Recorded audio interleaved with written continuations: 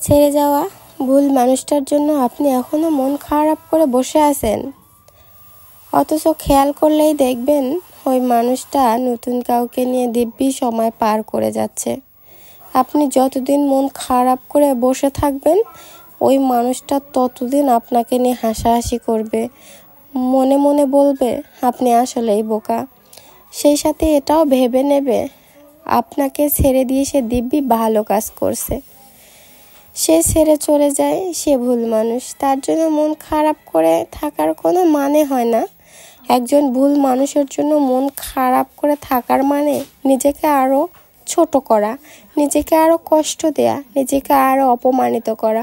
অথচ আপনার উচিত মন খারাপ না করে নিজেকে শক্ত করে গড়ে তোলা। আপনি যখন নিজেকে শক্ত করে নতুন করে গড়ে তুলবেন, নতুন কাউকে নিয়ে ভালো থাকতে শিখবেন, ঠিক তখনই আপনাকে ছেড়ে যাওয়া মানুষটার আপনাকে দেখে আফসোস হবে, আপনাকে মিস করবে।